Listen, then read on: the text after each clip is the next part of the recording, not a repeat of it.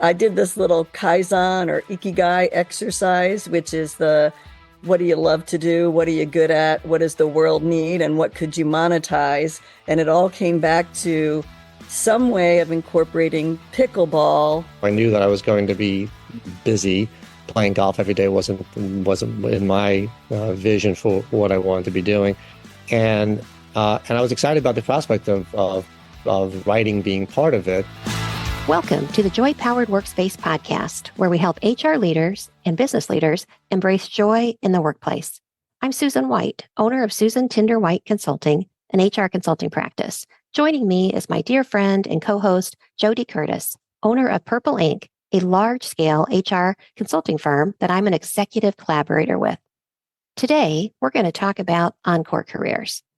In an article by Julie Kagan on Investopedia.com, on January 16th, 2022, entitled Encore Career, What is it? How does it work?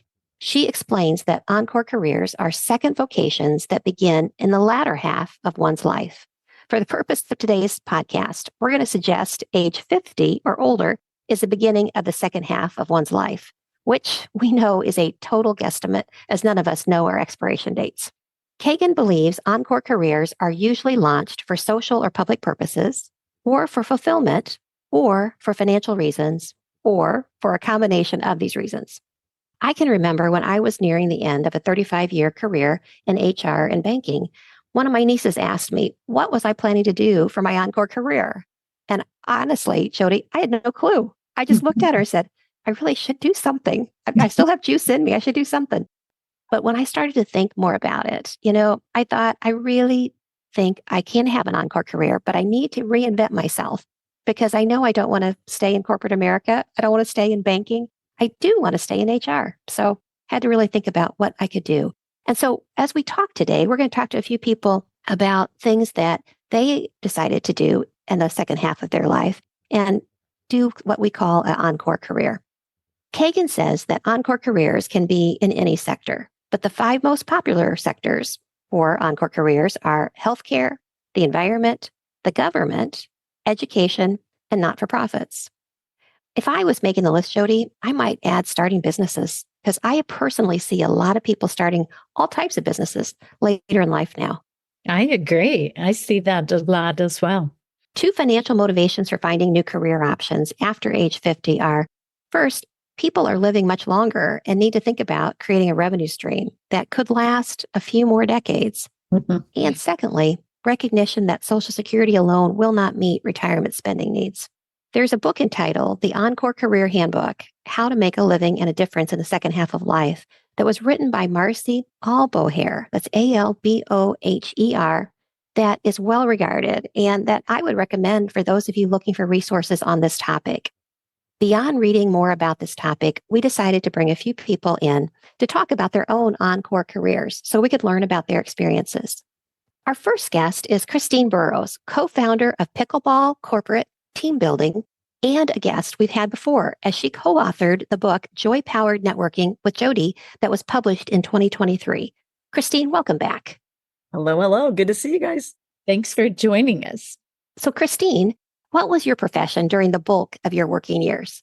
I think it's kind of a story still being created. I started off as a high school history teacher, so I've come a long way since there, but I moved from the classroom very quickly out of that when I realized I wasn't having quite the success as a teacher that I had as a student, let's say, and leveraged those skills into what I'm going to call the edutainment space, and that was a big chunk of my career. And from that, I learned I could write a sentence and read and understand a wide variety of content and make it accessible to others. So then I put on a hat and called myself a content marketer and leveraged those skills. And then more recently, leveraged those skills as well as my people connection skills to help develop Powered by Purple Inc. with JoDee, which was a national network of people professionals all over the country, HR, coaches, leaderships, trainers, all kinds of stuff. So I've had a lot of different hats I've worn, but they've all kind of connected the threads of skill sets and connections. So tell us more about your new venture in pickleball. And if you don't mind sharing to our listeners, how old were you when you decided to do this? Our new business, Pickleball Corporate Team Building, which also has a PB like PBPI, which makes it a little tricky sometimes to say, came about when I started thinking about all of the richness of the Powered by Purple Ink network that I had acquired in terms of knowledge base and people connections, and how could I continue those relationships and incorporate pickleball. So I did this little Kaizen or Ikigai exercise, which is what do you love to do? What are you good at? What does the world need? And what could you monetize? And it all came back to some way of incorporating pickleball and, human development and the coaches and trainers I had met. So when I put that together and my own personality, if you will, I decided that team building using the pickleball court met all of those criteria. And I happened to have a husband with the initials PB and Peter Burrows. It's a sign. It's a sign. I'm like, this is it. So we put it all together and I built out this curriculum for team building using the pickleball court. And so PBCB is Peter Burrows, Christine Burrows, and also pickleball corporate team building. Got it. And the team is in parentheses. It is only because there's no T in our initials. That's great. And by the way, to answer your question, and I'm happy to do so, I'm 58. And so that is that's the start. Yeah, that's wonderful. Well, thank you for that. So what is joyful about this new work? And is there anything that's just not as good as what you had done prior? Well, play for me is always joyful. I love to play. I love to compete and play and be a good sport and laugh and be physically active. So it's all joyful there. Even though while I'm doing team building, I'm not playing, I'm witnessing people play and see themselves outside of the office and compete with and learn and just have joy. So that's the best part. The part that is the hardest difference, if you will, between what I've always done and what I'm doing now, and I had a glimpse of working with JoDee, is the entrepreneurship piece. And when everything falls back on you and you want to say, well, I don't have this skill, I got to hire somebody to do that for me. Or just being able to say, what can't do? Because I think I can do it all, but the truth is I can't. And Peter and I do have a really good complement of skills. He is an analytical thinker, an accountant by trade, systems, operations. He has all of that down. And I have that front of the house, go meet people, idea things. So we do have a good yin yang, but we have a lot of things neither one of us either have the capacity or the expertise to do. So I think figuring that piece of the pie out is just challenging for us right now. Yeah. And great self-awareness to realize from the beginning that as an entrepreneur, you can't do everything, right? I think that's a big reason of why some businesses fail is because the owner wants to do everything, whether they really want to do everything or their goal is to save money. It works out that way, right? Yep. Now, I know you're just starting this venture, but do you see this as your final professional move? No, I actually, a couple things. I see PBCB evolving and we do have a vision for it. In this early stage, it's really just getting the word out and having some experiences in the vicinity where we are, or someone could bring us where they need us to be. But I think the program that we've created has a lot of uniqueness to it. And so I see it potentially being licensed in other places. And that would be what does that look like? How do we do that? And a whole new skill set for both of us. I also see, I think of myself not as necessarily always working, but I always have an idea.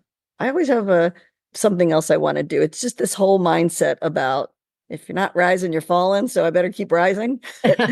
I'm still climbing the mountain. I don't know what the next thing will be, but everything else has always been threaded together. Everything has kind of led one thing to the next. And I think that might be advice that I would have for anybody is don't discount what you did when you were selling shoes as a 15-year-old. Some skill there it's going to be tapped into when you get older, or some professional certification you got. Like for me, I have a master's in education. I don't teach, but I do coach and facilitate now. And that looks a lot like that.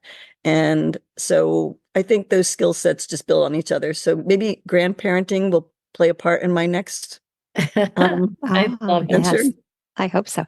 I'm thinking, Christina, at 15, I was making and selling pretzels. Who knows? Maybe it's time to revisit. I love pretzels. So who knows? Maybe you're going to own Annie's franchise or something. Yeah. There You never you know. go. Don't discount it. I love that. Any other advice you might have for our listeners as they're thinking about, I want to start planning, thinking about what I'm going to do in my last career?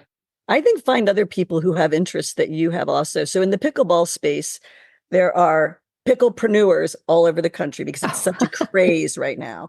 And they might be doing things very differently than me. They might be having millions of dollars to invest in a new facility, or they might be, becoming a coach or a player or apparel. They're doing different things. But I think finding other people who have a general interest in what you're doing and talking to them is really fruitful, and it forms potential partnerships. It helps you think about things you hadn't thought of yet, even if it's just an area of interest. And then I really think that Ikigai exercise is helpful for all of us at different junctures to think deeply about it. And we have the luxury at our state of life where we actually could do something without feeling like we have to make too much money. I like to make money, but it might just be that we want to do something meaningful and have some purpose. Yeah, I love that. I do too. Well, we wish you very well in your success. I know you are a woman of ideas and a woman of action too. So I see great success for you ahead. Thank you, JoDee. I'm also a woman of partnerships. And I That's think right. that everybody that I have that is helping me do this are people that I've formed relationships with professionally in the past and that I respect deeply. Yeah. You I love included. that. Oh. Could you share with our listeners how, if they're interested perhaps in PBCB, how they could reach you? Of course. Well, our website is www.pb-cb.com. And you can reach me directly at Christine@pb-cb.com. And I'm on LinkedIn. We're on Facebook. But LinkedIn is really a good place to find me and to, understand a little bit about what we're doing. Yeah. Excellent. Well, thank you for that. Thank you. Stuff. Thank you, ladies. Our final guest is Marc Sheinbaum. Marc has been the CEO of GE Money Services, CEO of Chase Auto and Education Businesses, and CEO of Hire One before retiring and becoming a board member and CEO advisor. By all counts, Marc has had an amazing career in business. But what excites me the most is the totally different type of Encore career that he's pursuing, that of a fiction writer that he launched a few years ago. Marc and I worked together for about 6 years when he ran Chase Auto and Education Finance businesses. Marc, I am grateful I was able to work closely with you at JPMC and that we've stayed friends since. Thank you for being here today. Was becoming an author something you contemplated all those years you were working in corporate America? First of all, thanks for having me. It's great to chat with you today. I can't tell you that it was in the back of my mind throughout my entire career. It was certainly in my mind when I started my career. I thought a lot about writing when I was growing up in high school and college, and I was the editor-in-chief of the school newspaper and did a lot of writing. But I'd say I didn't really have the confidence and courage to make it a career choice. Plus, quite frankly, I was already came from simple means in Brooklyn, New York, and I didn't want to continue my life in simple means as a starving artist. So I said, well, this will be something I get back to someday. And I did try. One of my first job at Coopers and Lybrand at the time, which is now PricewaterhouseCoopers. I did try writing at night, but it's just impossible. When you make a career in business and early on, there's too much going on, too many hours, too much stress. So I said, well, someday I'll get back to it. And that I think was the extent of it. So it really wasn't. It's interesting. I always enjoyed writing. Susan, you might remember I actually spent a lot of time on those presentations. I actually enjoyed putting a storyline together, which You is kind of did. similar. You trying to make your case about something and connect the dots. But it wasn't something that I thought about, okay, I'm close to retirement, boy, I'm going to be a writer. That wasn't how it went. And Mark, what age were you, if you are comfortable sharing, when you started down the path of being a writer? Yeah. So I retired, I guess, when I was 59. And I was looking, kind of planting seeds into things that I wanted to do. I knew that I was going to be busy. Playing golf every day wasn't in my vision for what I wanted to be doing, and I was excited about the prospect of writing being part of it. So I took I found a writer's workshop close to where I live in Westport, Connecticut, and I signed up for the first, the intro, very early introductory course. I was actually looking at colleges saying, okay, maybe there's some, adult education program. And then I found the Westport piece. And I remember going to the first workshop. And first of all, I was late because I had the wrong time. So that was a bad Ouch. start. But I always Yeah. remember that. I thought it was 10:30. What do you no, 2 o'clock. So I walked in, everybody was it was only about 8 people there. So that was embarrassing. And then, it was a workshop with prompts, right? So they say, I think some of the early prompts I remember were, okay, we'll give you 20 minutes to write whatever you want. The prompt is, I was just about to hit the send key when blank. Okay, go 20 minutes, write whatever you want.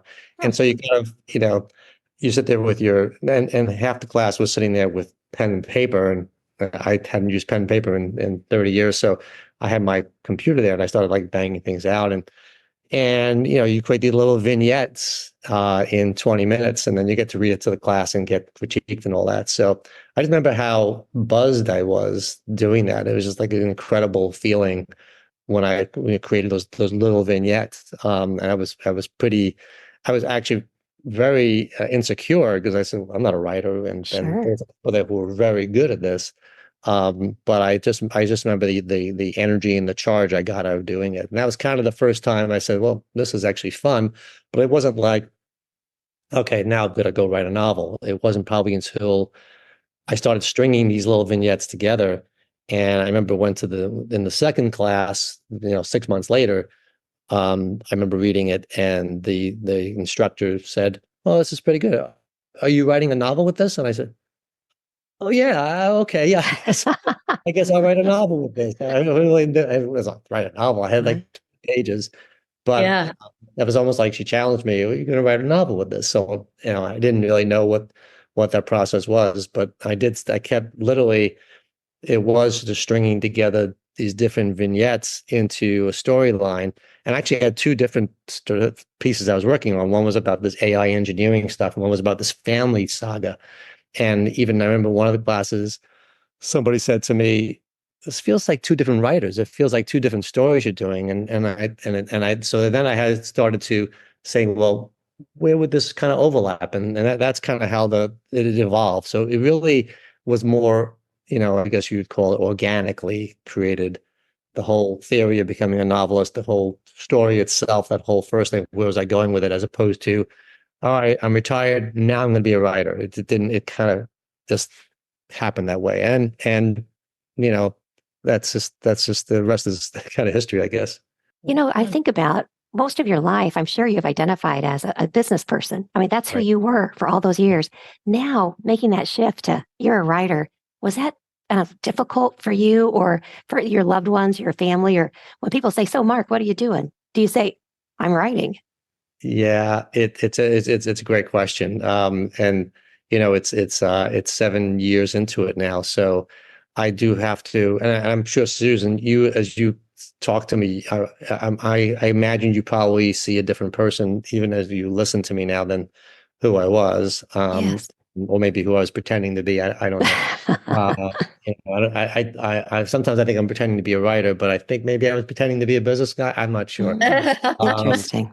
but yeah, I mean, it was clearly maybe you should be doing a podcast with my family to ask that question. But I think if I had an answer for them, it clearly was, I remember when I told my wife that I was going to take this workshop at the very beginning. She goes, "Oh, Mark, you're always looking for something different." It's like, there you go again.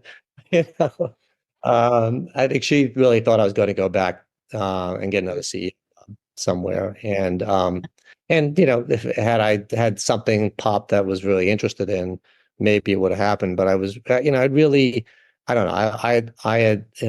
I had kind of reached the stage of my business career that I was, I guess you'd say, burnt out. And this, Sure. I couldn't really see myself, diving back in. And 59 is not ancient, but I felt like I was, look, this is I've worked for 40 some odd years here, and it's time to, do something that I really, have passion on, really love. And if I found a CEO job again, I would have done that, but not just to go, back into the grind. But clearly, when I think people found it, curious when I'd say, I'm writing a book, oh, that's like writing a book. Everybody's writing a book. It's like, somebody told me a story. A friend of mine he's a lawyer in Los Angeles. And he said, one of his favorite parlor games in Los Angeles is stand outside a bar, and as people come out, say, "How's your screenplay? How's your screenplay going?" "Oh, it's going really well." It's like everybody's writing a screenplay in Los Angeles. So, Oh, everybody thinks they could write a book, and what did I even think I could write one either? But in a way, it was so. Yeah, I think people did think that this was just a temporary thing. I was just going to be doing mhm. something different. And a lot of people think they could write a book. And like I could tell you that the one of the people that was, I guess, my instructor in that Westport Writers Workshop, the one I worked with the most, he said, like, I can't tell you. He says, from being in these workshops, how many people don't finish these manuscripts. So, Yeah. this is kind of giving me a little pat on the back for how far I've come with it. But you know, I think writing for a lot of people is an outlet, and it Mhm. was for me a lot of it at the beginning. It was energizing. It was visceral in many ways. But it wasn't like I was trying to change careers as much as it was. I wanted to be part of my life, but I was doing other things too. I was trying to do a lot of different things at that stage to see what really would stick. It was a journey as opposed to looking back and saying that I made the cut over to saying, okay, I'm no longer a business guy now. I'm a writer. Fair enough. Yeah. Fair enough. Well, I have read your book, The Memories Live Here, and loved it, by the way. And I understand you've got a couple more novels on the way. I wonder if you wanted to kind of share with our audience what you're working on and why you're doing it. Yeah, I think the first novel, and thank you for reading it, Susan. I appreciate your kind words. As I said, it was a bit of a visceral experience because in a way, I was writing a story about family, about three brothers, and I have one brother. But a lot of the storylines came from me. They came from things that I didn't directly experience, but did the experience in different ways. So it was a little bit therapeutic writing that too, and revealing to me as well as to people who, like you, a lot of people said, well, did this really happen? Or did these characters real and all that. But I left some hanging pieces in those stories. And I remember, when I finished it, a friend of mine said, "Well, you're not done, right?" I said, "Why?" No, he goes, "Well, you didn't never say what happened to Anna." And I said, Yeah. "Oh, well, that's a good question. What happened to Anna?" And that kind of got me off into this whole tangent of telling her Yeah. story in the second book, which really became much more, I had to say it, more commercial oriented, but it probably is. It's much more, there was no real, personal aspect of it for me. It was more just telling a story about this one character, and had a lot of fun with it. But really stretched myself as a writer because it was things that I had to do a lot of research on. I didn't know anything about Russians and international spies and hacking rings and sugar babies and sugar daddies in business, and so it really became this kind of fun thing to do to tell the story. And then and so I finished that and was about to self-publish it again. I queried agents and publishers and all that, but having been through that with the first book, I know that's a tough thing to land. And I was about to publish that, and I was going to start a third book about something completely different. I wanted to just kind of get into a different realm than where I was. And I go, and one of the letters I'd sent out to a publisher reached out to me and said, we're really interested in your books, but we specialize in series and trilogies. Do you have a third book in the works? And I said, kind of like back to the first workshop, I said, oh yeah, yeah, a trilogy. Absolutely. I've got a third one in the works. So, and they said, well, we signed a contract, when could it be done? It's important that we have kind of commitment dates before we get our engine going. And I said, well, look, let's come back in the fall. Let's see how far I am with the book at that time. And so I kind of, the first book took me, I wrote on and off for about 3-4 years before I finished it. The second book I wrote on and off, mostly on for, let's say, 2.5 years. This one I'm trying to finish in 9 months. So I'm getting close. Anyway, so I reached out back to them in December when I felt I was making progress about that one. And so we signed a contract, and so I've got commitments. And so the notion is, assuming they like the third one, they'll do a kind of a sequential publication of the first one, and then they'll follow up quickly with second and then the third one. And we're targeting someplace in the fall, winter of coming up this year. So, and this one is also just a continuation of yet another character from the third book. So it's just really kind of just continued the, if you have enough characters in your storyline, you can string along so it's not the traditional trilogy. It's not like, think about Hunger Games or something like that, where it's one, it's about, I forgot her name, but it's sure. Or Harry Potter, where it's about him. This really is more about the scene and the time and the technology and all the things that are going on are kind of the world that you've created, and then there are these different characters that I've created along the way that I'll continue some of their storylines and kind of tie it back together. So the third one is a little closer to home because it happens more. It's not international spies and stuff. They're all in the background. This is more storyline of trouble in paradise in Silicon Valley and some other corporate settings and some high stakes that are going on for people. So I'm getting that one finished now. Hard to say much more about what it is until I finish it. Fair enough. That sounds so exciting. What have been along the way, maybe some of your moments in writing that you found to be very joyful, but also maybe some that were low points for you? Yeah, well, I guess I go with the low points because the joyful ones are easy. Rejection's never a fun thing, and so there's this whole pitching process of agents and publishers, and you kind of feel as a writer, okay, well, you got to find a publisher, you got to get an agent, and the world of self-publishing is very accessible now, and a lot of work, but you can do it, and there's a lot of good reasons why you should self-publish. But I don't know, my ego basically said, let's go find an agent and publisher. So that's that's work. And I retired from work. I shouldn't be working. I'm writing.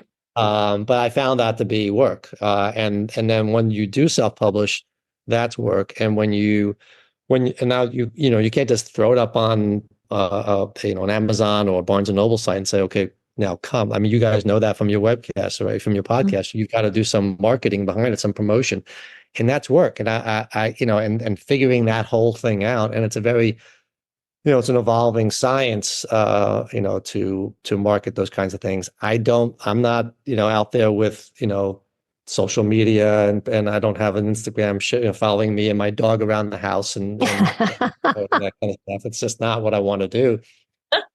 So, I've my marketing. Oh, I did a lot of. I tried some Facebook ads here, but I talked to a lot of authors about what works or what doesn't work. But that's not a lot of fun. And then again, querying agents, querying publishers and getting those rejection letters is not a lot of fun. And so I'd say that's certainly probably low point, but certainly not why I'm in this. I'm not in this to do all that stuff. And I'd say also low points are, I'd say every book has had its moments of saying where I say, this is not any good, or this is not making any sense, and this is, I can't do this. And so there's a lot of there's been a lot of that, more in the first book than the second book, more in the second book than the one I'm doing now. Maybe my ego, confidence, or I don't know what it is, but you can kind of say, forget this is just dumb. And I'm there right now with the third book. I'm like, okay, is this premise really going to work? But then the joyful stuff is, it's the first book was just amazing. I still remember when I got my first review, and I remember I an email in the morning from this reviewer, and I read it to my wife. I said, well, wow, this person really understood more about what I was getting at with the story than I think I did. She really pieced it together, articulated it in a way. Because I have a real tough time kind of writing like blurbs about what's, don't ask me what the book's about, because I have such a tough time kind of encapsulating it in a great pithy marketing type of thing. But she just wrote this really great, explanation in 3 short paragraphs that kind of resonated with me. I said, wow. And then I'd have that kind of reaction from other people. And I always found that was unbelievable. I found that I learned that sometimes these books are like a Rorschach's test. People kind of a lot of people see different things in it. Sure. Some people see the brother, turmoil. Some people see the technology part, and he kind of picked away what that was. So that was really, it felt great to get those kind of reactions from people. And friends say they like it. It's like, oh yeah, people blow smoke, and but I liked it when I love the reviews from people who don't know me, because no axe to grind. And I even liked the reviews that weren't good. People read it. And my favorite review was somebody read the first book and said, what, only one book? I mean, I was like, wow, okay. So it resonated that wanted to hear more. But clearly the joy of writing is by far the best part of it. I mean, it's actually incredible that I could sit here as I'm doing now for days on end just writing. And when I wrote the first book, I think it was, I could basically do 2 hours a day, and then I was out of gas. And now I pretty much can be at it all day, as long as it's winter and freezing outside. When the weather gets nice, it's a little harder. He'll be back out there. So Marc, do you have any tips or advice for listeners who are dreaming about getting back to something that they wanted to do when they were young, or something that they just want to do very different than what they've devoted their life to? Yeah, I mean, obviously the most obvious one is just get in there and start doing it. It doesn't really matter what it is. But I always tell people, try lots of different things. If you're at the retired stage, and you're fortunate enough to be able to do things without having to worry about that it's got to make money right away, right? I mean, if it's something you just for enjoyment, just try it. It's like exercise, right? It's like, okay, well, I want to get back in shape. All right, well, I don't want to go to the gym. Well, just go take a walk for 20 minutes. Just get something started. Go to take a stretching class. Just do whatever it is, just to get going. It doesn't matter what it is. Play guitar. Go.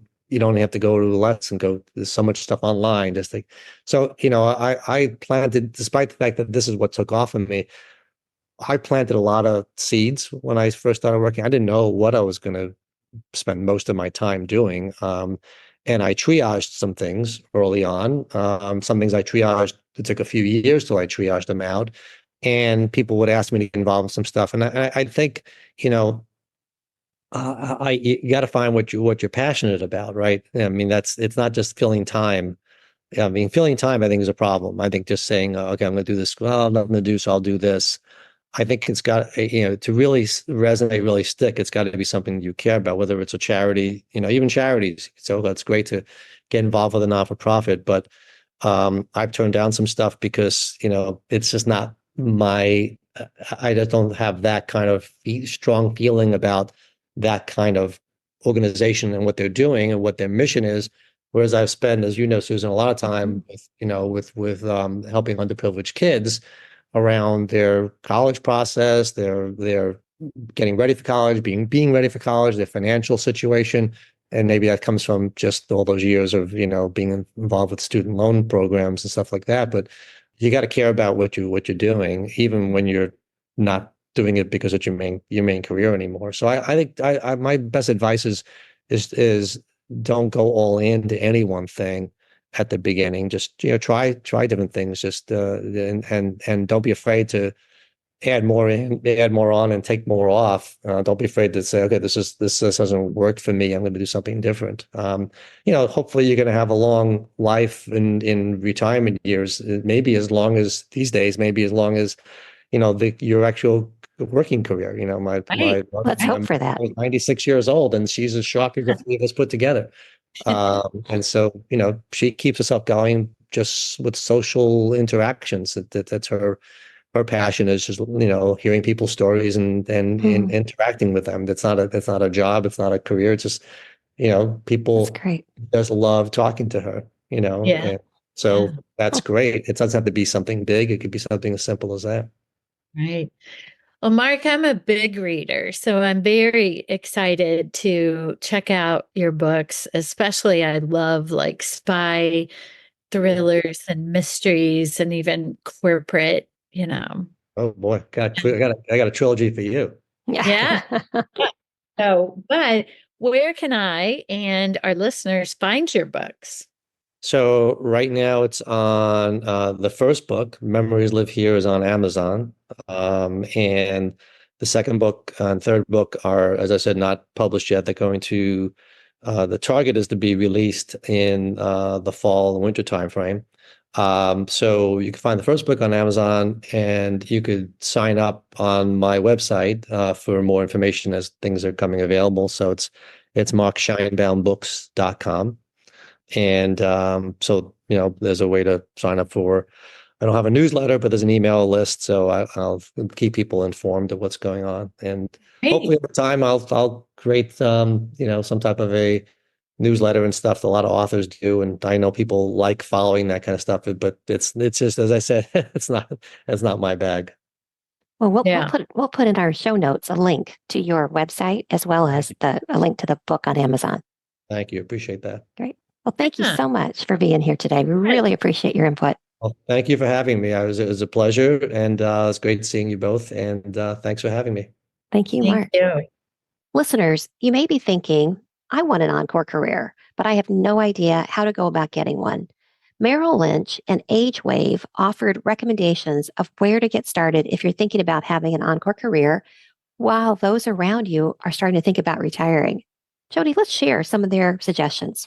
Yeah. So the first one is to get started before you retire or leave that job you have been in for a long time by taking steps such as expanding your business network, taking classes, volunteering, or working part-time in a field related to work you may want to do. Talk with other working retirees to better understand paths they took towards a fulfilling retirement career. Yeah, I think that makes really good sense.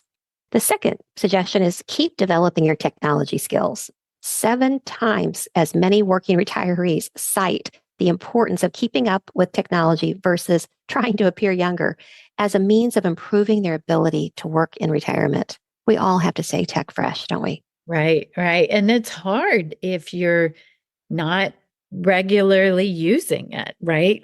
That you might have Takes to real find effort. reasons to practice the technology. So, number 3, talk with your spouse or partner about retirement work plans to better understand each other's expectations and concerns. Discuss how you'll balance work with other retirement priorities. If your significant other expects you to see the world in an RV in your retirement and you plan to go to med school, you may be inviting unhappiness into your relationships. That's a fact. Number 4, talk with your current employer before you retire to explore opportunities for continued work on a more flexible basis or to engage in work you find more motivating. Your employer may have options that enable you to work more on your own terms, such as a phased retirement, part-time or seasonal work, sabbaticals, or maybe mentorship positions. And number 5, determine whether you want to work for yourself or start a business in retirement. If this is of interest, talk to others who have taken this path, like Susan White, right here. She did this too. Consider speaking with a financial professional to determine the necessary steps to prepare and identify how best to manage risk. Number 6, estimate your potential income from continued work in retirement as part of your overall retirement plan. Unlike income from some other sources, income from working can help keep pace with inflation. However, consider that health challenges, yours or a loved one's, could force you to stop working earlier than you might anticipate. And number 7, learn how working in retirement can affect Social Security, Medicare, and other benefits. Some benefits may be reduced or delayed due to employment income if you start collecting before your full retirement age. Yeah, I think all really good points. So as I mentioned, I did at 55, retired from the bank. My job was eliminated, and I had to figure out what more I wanted to do. I'll tell you, becoming an HR consultant kept the one thing I really did love doing. And it really was a chance for me to just do HR projects, initiatives, work with clients, teach things about HR that I really truly found joyful. So I look back now and I'm just so glad I did it. How about you, JoDee? I know you're younger than me. Are you contemplating any type of an encore career? 100%. Not that I would likely do something dramatically different, but I can totally vision myself continuing to author books, to podcast with you, Yay! to speak, and to do some training that is non-competitive, Yes. with Purple Ink. But I will definitely be working in some form or another for a long time. I'm too easily bored. Yeah. And, I do love working. I didn't know that all those years I was doing my first, corporate type of job. I really, truly enjoy working and working with people. So, yeah, good. I bet a lot of our listeners can relate. Yes. And now on to our listener question. Susan, our question today came from a listener from one of our previous podcasts on running employee investigations. And the question is, what should I do if a non-unionized employee shows up to an investigative meeting I have asked them to come to, and they bring along their spouse, a coworker, parent, or even an attorney who they want to bring into the interview with them? Yeah, I've had this happen several times. And for me, it was always the person who'd been accused during that investigation. The accused person wanted to bring in reinforcements, bring in their parent, their spouse, their attorney. But honestly, a complainant could bring in somebody or even a witness. I would say the same thing to whoever they brought. If it's a non-unionized employee, I would say no. I remind them that it's their responsibility as an employee to participate in and not impede a company investigation. And so I'd say, I'm going to talk to you individually. If they refuse, if they say, well, I'm not going to talk to you without whoever that is, I say, I need you to understand that I'm going to complete my investigation without your input. And that may not be favorable to you. You're not going to be able to provide me what information or insights that you have.